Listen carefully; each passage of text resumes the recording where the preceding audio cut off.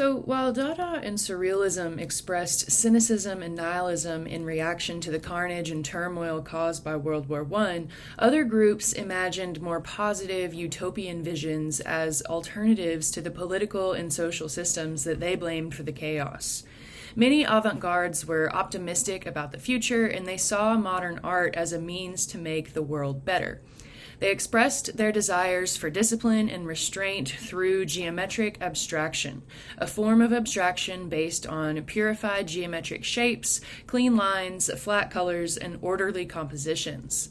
In the 1920s and 30s, geometric abstraction became popular among modern artists in many parts of the world, including Europe. Following a devastating war and with the threat of more violence ahead, the genre offered a semblance of order, a welcome refuge from the stress of living in such a dangerous time.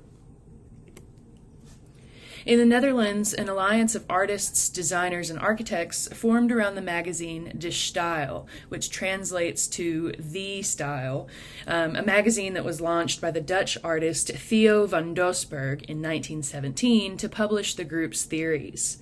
Motivated by a utopian desire to help create a world of international peace and harmony, the group sought a style based on principles that transcended national and linguistic barriers, something that pushed beyond the sensual or subjective beauty of the Expressionists or the absurdity of Dada into a higher realm of rational, universal beauty and balance. And they really felt that geometric abstraction was that universal vocabulary.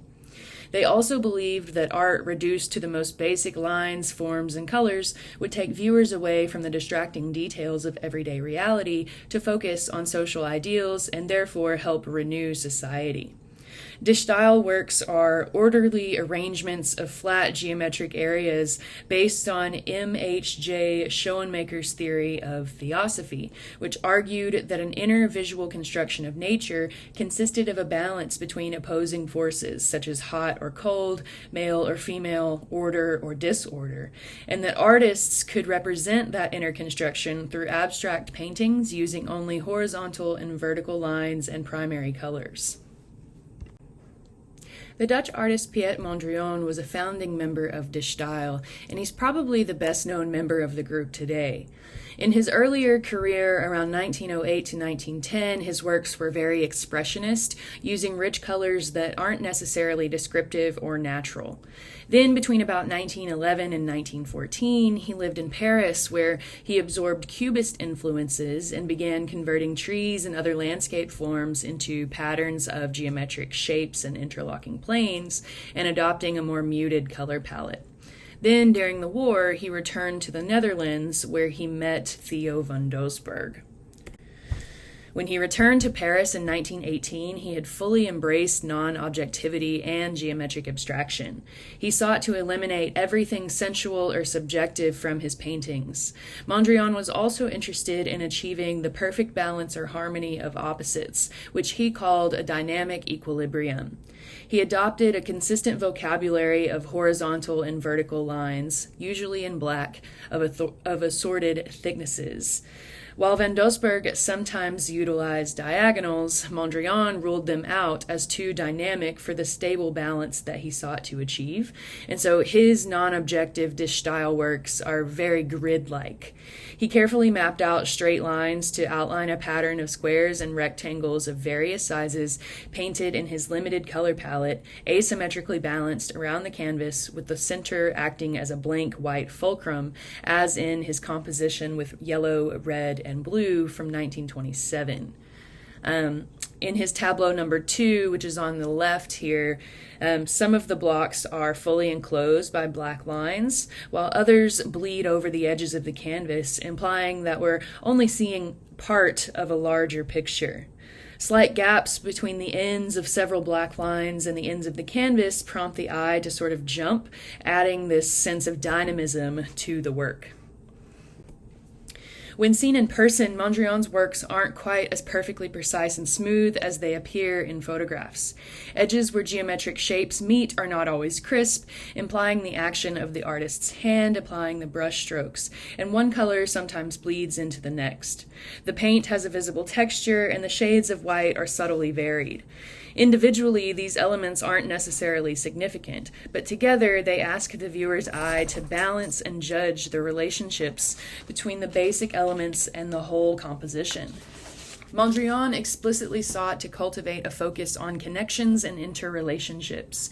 He wrote, quote, "Everything is constituted by relation and reciprocity. Color does not exist other than by another color. The dimension is defined by the other dimension. There is only position in opposition to another position. And that is why I say that rapport is the principal thing," end quote. He hoped that de Stijl would help create a new visual environment based on ideas of universal beauty, purity, and harmony. And he said that he hoped to be the world's last artist because when universal beauty had infused all aspects of life, there would no longer be a need for art. Dutch architect and designer Gerrit Rietveld applied Mondrian's principles of dynamic equilibrium and de Stijl aesthetic theories to create the Schroeder House in Utrecht, the Netherlands. Both the interior and the exterior of the structure are complex geometric environments.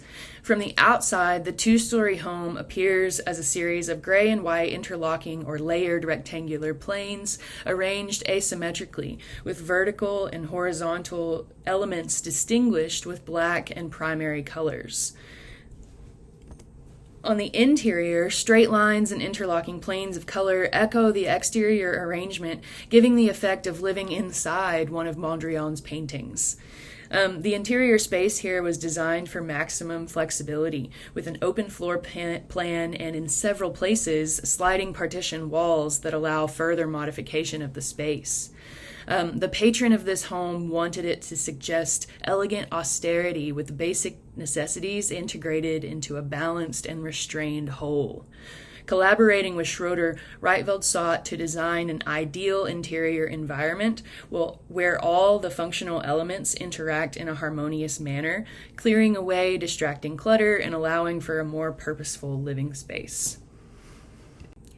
The belief that modern art could ally with industry in creative ways for the betterment of society inspired experiments in art education.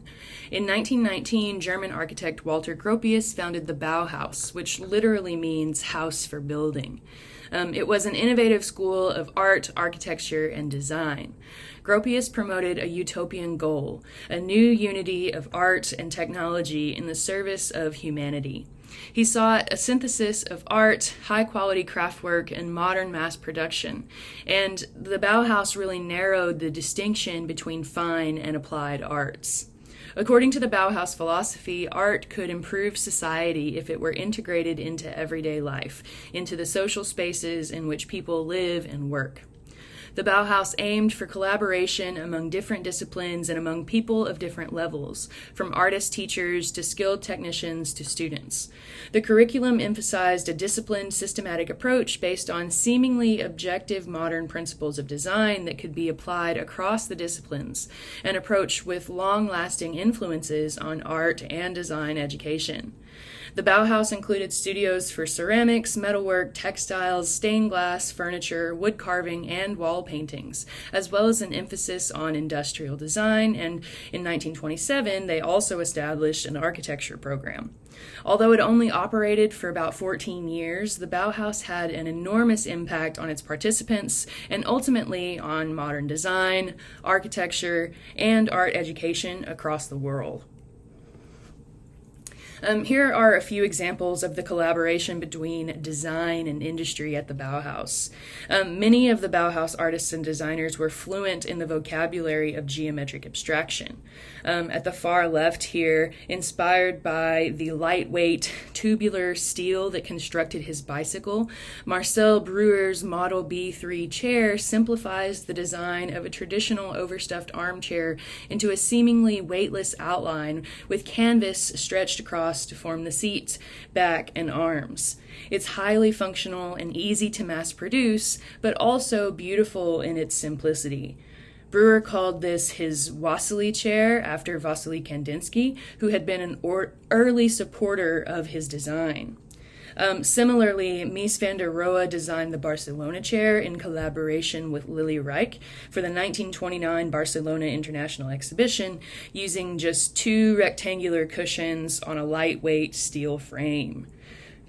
Joseph Albers was the director of the furniture shop from 1926 to 1927, and he was really known for his colorful geometric works like these nesting tables that seem to echo Mondrian's de Stijl compositions in 3 dimensions. The Bauhaus Manifesto declared equality of the sexes, and the school claimed to admit both men and women on an equal basis.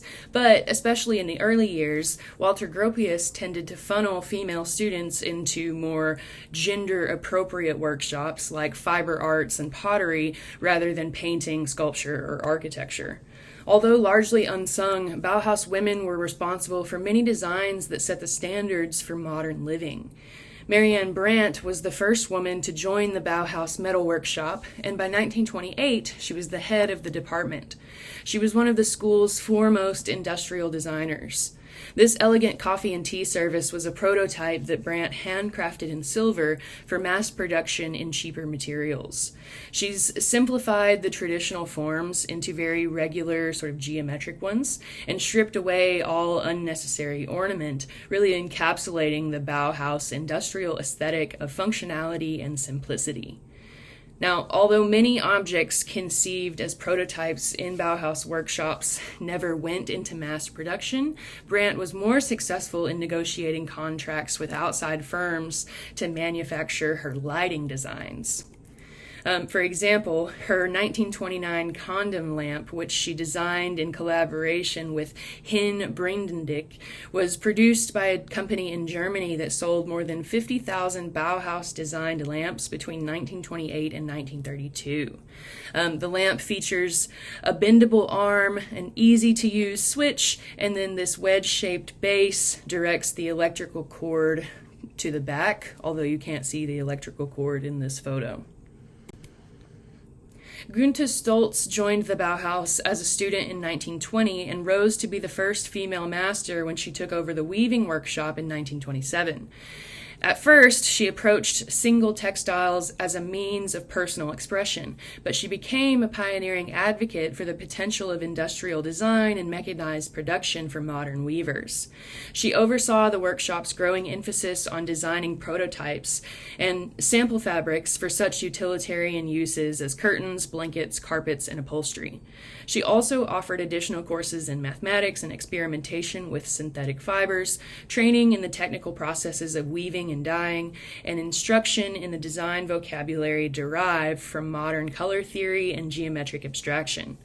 Stolz herself preferred traditional hand looms, but she also experimented with mechanized ones that allowed for more complex woven patterns with crisp borders, like with this wall hanging, with its intricate weave constructed around brightly colored stripes, interacting with an underlying geometric design of circles, rectangles, and squares with no repetition. Berlin-born artist Annie Albers arrived at the Bauhaus as a student in 1922, wanting to enter the painting studio, but Gropius obliged her to enter the textiles workshop instead, and she later succeeded Stolz as the weaving master in 1931. Albers made innovative wall hangings and pictorial weavings with decentralized rectilinear designs that refer to de Stijl aesthetics, but differ in their open acknowledgement of the natural processes of weaving. She said that her goal was to, quote, let threads be articulate and find a form for themselves to no other end than their own orchestration. So the Bauhaus originally opened in Weimar, but it moved to Dessau in 1925, where Gropius designed its new building, a factory-like building of streamlined connected wings, each with a clear cubic structure and constructed using the latest industrial materials and technologies, including industrial glass and a skeleton of reinforced concrete. The balanced asymmetry of the 3 large cubic areas was intended to convey the dynamism of modern life. Gropius designed each wing according to its function. The shop block, which contained the school's workshops, has a glass curtain wall that wraps around two sides to allow natural light into the interior, and it also reveals the supporting framework, recessed from the glass to enhance the effect of one transparent expanse. The Bauhaus name on the exterior here is in a typeface designed by Herbert Baer, a pioneer of graphic design who favored universal sans serif typefaces based on simplified geometric shapes that were easy to read and that facilitated visual communication. Inside the building, separate colors differentiate from load-bearing and non-load-bearing elements, and all the interior fittings were made in Bauhaus workshops. The open floor plan with large areas of free-flowing space was intended to encourage collaboration among workers. Other wings were variously devoted to teaching spaces, housing for faculty and students, offices, and auditorium, and all were connected by bridges in a pinwheel configuration. Ultimately, Hitler and the Nazi Party campaigned against modern and avant-garde art, and they sought to suppress them. And one of their principal targets was the Bauhaus.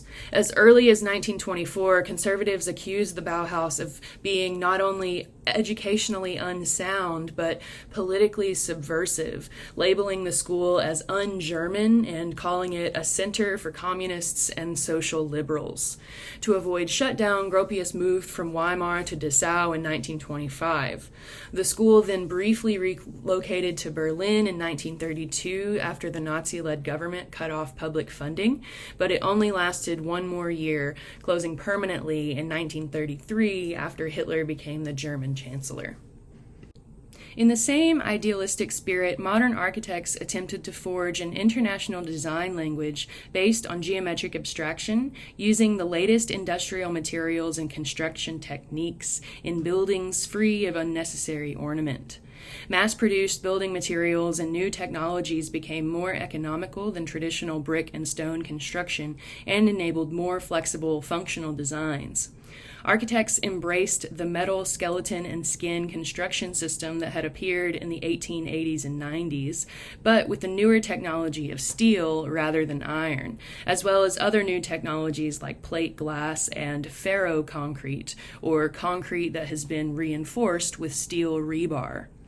They adopted Louis Sullivan's principle that form follows function, and they took an extreme approach to the philosophy that an element should be rejected if it is not useful, and that all of a building's forms and details should be based on their intended purpose. They also refused to borrow styles and decorative features from past architecture, whether functional or not. Instead, a stripped-down appearance and open display of the latest materials and technologies highlighted functionality and signaled modernity. In the 1920s and 30s, promoted by an increased international communication after World War I, modern attitudes and theories converged into what would later be called the international style of architecture. Characteristics include an austere, formal vocabulary based on geometric forms, open interior spaces, flat roofs, the use of steel and reinforced concrete for such structures, and glass coverings. Designs were intended to promote a rational, efficient, and flexible use of space. The trend first appeared mainly in Germany, France, and the Netherlands, spreading to the United States in the 1930s and globally by the 1950s.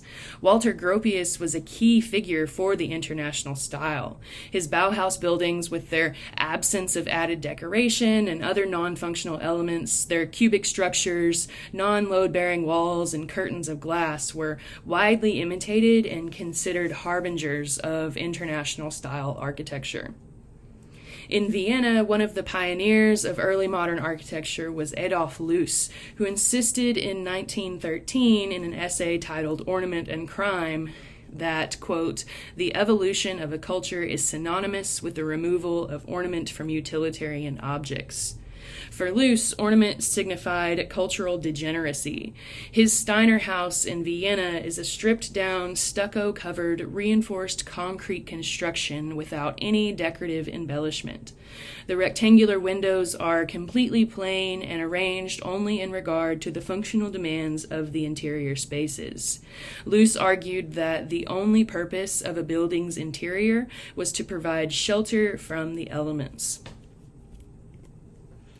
The most important proponent of modernism and the international style in France was actually a Swiss-born architect, Charles-Édouard Jeanneret, known by his nickname Le Corbusier, who simplified architecture down to its main functional features, such as windows, walls, and columns.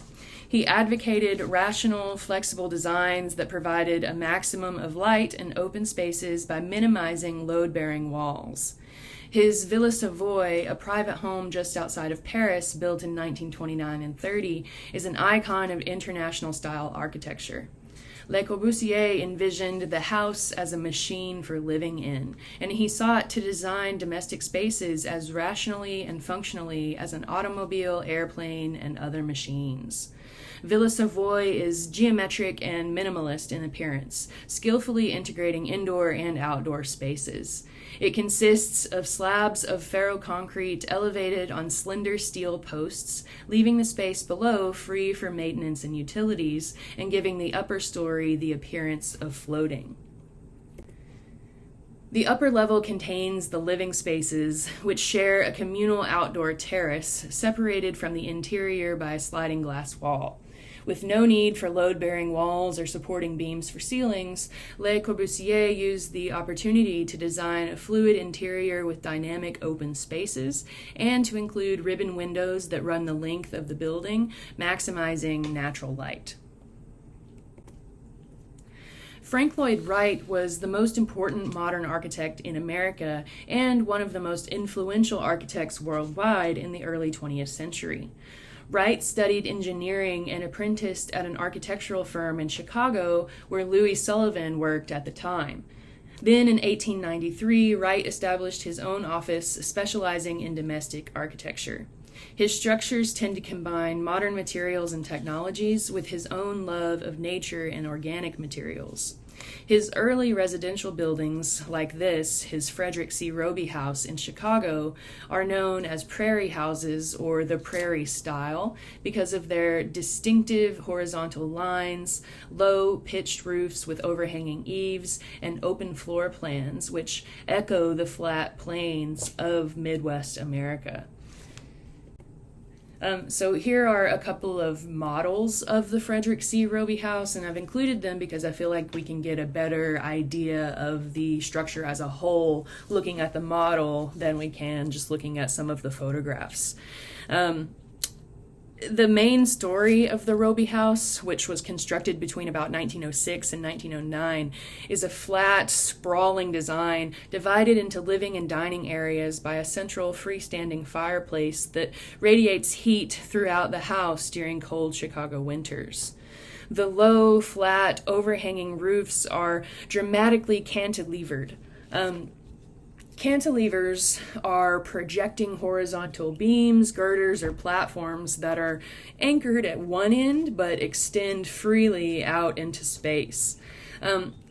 Concrete as a material, which is what he used for these, it's great for withstanding compression, but it doesn't really have a great tensile strength. So cantilevered concrete tends to sort of sag, but Wright utilized ferroconcrete, or concrete that has been, again, reinforced with steel beams or rebar. And so his projecting eaves are a little bit more stable, providing shade from the summer sun and creating open porches to hang out on when the weather was nice. So here you can kind of see where one of those open porches is, sort of at the end of the house here. He also includes low bands of windows, many of which have stained glass surrounding the home, allowing the residents to look out into nature. Wright's homes often featured built-in closets and bookcases, and he hid lighting and heating fixtures when possible. He also designed and arranged the furniture for his interiors oftentimes. Here, machine-cut components create modern geometric chairs with high backs surrounding the rectangular dining table. He also added posts to the table's corners to keep things like lights and centerpieces off the tabletop. Wright was a strong believer in the idea that buildings should not simply sit on a landscape, but really coordinate with it. Falling Water, which is a house commissioned by Edgar Kaufman in rural Pennsylvania, is really the best expression of these ideas, and it truly synthesizes modern materials and technologies with nature and organic materials. Kaufman commissioned Wright to replace a family summer cottage on the site of a waterfall and pool where his children played. Wright took things a step further by building the new house directly into the cliff and out over the pool, allowing the stream and waterfall to flow under and around the house. He took a large boulder that the family had used for sunbathing and made it into the central hearthstone of the new fireplace. On the exterior, Falling Water is a complex structure with large, smooth terraces that appear to defy gravity, dramatically floating out over the stream, echoing the naturally cantilevered rock ledges below. The terraces are made again of reinforced concrete, but here they've been painted with a soft earth tone. Along with the rough stonework of the vertical pillars, the cantilevered concrete terraces make Falling Water appear to grow organically from the rocks along the riverbank, and the long bands of windows and glass doors allow natural views that unite the forest, the water, and the interior space, promoting the ideal of living in harmony with nature. German-born Ludwig Mies van der Rohe, the third and final director of the Bauhaus, created some of the most extreme examples of post-war international-style architecture. After fleeing Nazi Germany and immigrating to the United States in 1938, he influenced many American modernists through his teachings, publications, and designs. He rejected all historical architectural styles as obsolete and advocated that less is more and that God is in the details. He purified international-style buildings, both residential and commercial, to minimalist, sleek, symmetrical, metal-framed glass boxes, as seen here with his Edith Farnsworth house, constructed in Illinois between 1945 and 1945 and 51. Mies is really best known, though, for his development of skyscraper architecture. Between 1954 and 58, he partnered with American architect Philip Johnson to design the Seagram Building in New York City, a 39-story rectilinear glass tower that came to personify post-war capitalism and, at the time, was the most expensive office building in the city. The building is based on a grid and it features the liberal use of steel, glass curtain walls, and reinforced concrete. Such efficient construction materials and methods really allowed architects to pack an immense amount of office space into a building on a relatively small lot of land. The Seagram Building was criticized for its relatively unadorned glass design, but remember, Mies van der Rohe advocated that less is more. He did, however, use non-functional bronze beams on the exterior here to echo the functional interior beams inside and give the facade a sleek, rich, dignified appearance. The crisp, clean lines and luxurious industrial materials really epitomize the standardization and impersonality that became synonymous with post-war corporate or capitalist power.